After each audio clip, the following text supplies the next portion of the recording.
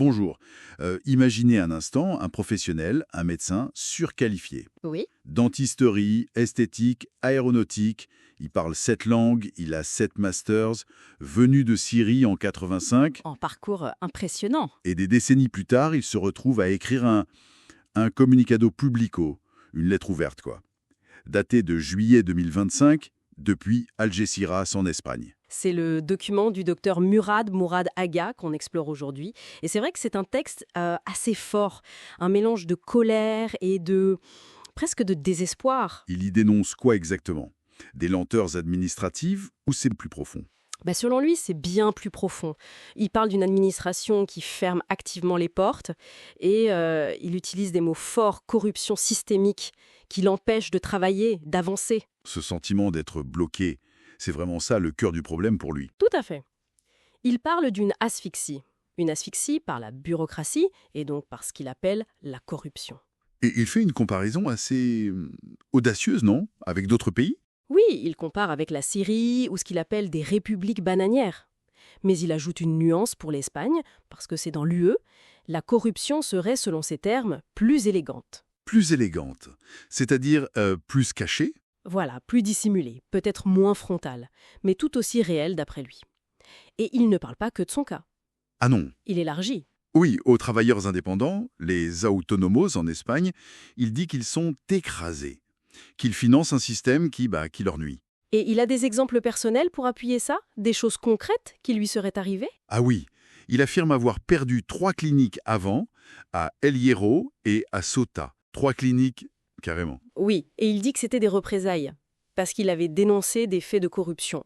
C'est pour ça qu'il se retrouve aujourd'hui à Algeciras, avec une petite structure où il dit lutter pour survivre. D'accord. Et le problème actuel, celui qui motive ce communiqué, c'est quoi précisément? Alors il y a ce blocage administratif principal qu'il décrit. Oui, qui semble assez kafkaïen, non? C'est un peu ça, une demande d'extension pour 2 de ses spécialités. Médecine, esthétique et aéronautique, c'est ça? Exactement. Bloqué depuis, tenez-vous bien, avril 2023. Ça fait plus de 2 ans. 2 ans. Et pourquoi? Quelle est la raison officielle? Alors là, c'est presque incroyable. Le déplacement d'un appareil psychotechnique. Un appareil déplacé. Oui, de 6 mètres entre 2 pièces de sa clinique. Et ça a été qualifié de modification structurelle. 6 mètres. Une modification structurelle. Voilà. Et du coup, ça bloque tout, l'extension des spécialités, mais aussi le renouvellement de l'autorisation de la clinique elle-même. Même s'il a remis l'appareil à sa place? Il dit l'avoir fait, oui, mais sans effet. Pour lui, c'est l'illustration parfaite de l'absurdité bureaucratique, ou pire, d'un blocage volontaire. Et il lie ça aussi au contexte local d'Algeciras. Il en parle comme d'une terre oubliée. Oui, il insiste beaucoup là-dessus. Il oppose la situation difficile des gens comme lui, qu'il décrit comme sérieux et honnête, à la prospérité de Gibraltar, juste à côté. Et il suggère que d'autres activités, moins légales, seraient moins inquiétées. C'est ce qu'il laisse entendre très clairement. Il parle de trafic de drogue, de blanchissement d'argent, qui serait, selon lui, presque plus facile à mener que de monter une affaire honnête dans cette région. Ce qui l'amène à une conclusion assez sombre sur l'efficacité des dénonciations. Exactement. Il dit que dénoncer la corruption, pour un citoyen ordinaire, ça mène au silence administratif, à rien. Sauf si, peut-être, on est une personnalité politique. C'est une critique très forte du système. Mais alors, pourquoi il reste? Avec toutes ces qualifications, il pourrait aller ailleurs, non? C'est la question qu'on se pose. Il l'évoque. Il parle de raisons familiales, de force majeure. Il dit que d'autres sont dans le même cas. Et il a encore de l'espoir. Il attend quelque chose. Son espoir, il semble le placer plus haut.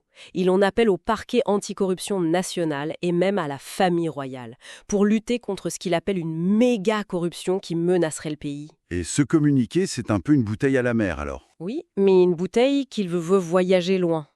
Il annonce vouloir le diffuser largement, en plusieurs langues, sous différents formats, pour briser ce qu'il ressent comme un mur de silence. Donc, pour résumer, on a le témoignage d'un professionnel vraiment très qualifié qui se sent complètement piégé entre son envie de contribuer, son potentiel et un système qu'il décrit comme paralysant, voire corrompu. C'est une illustration assez crue de ce que peut être le poids de l'administration quand elle dysfonctionne, ou quand elle est perçue comme injuste.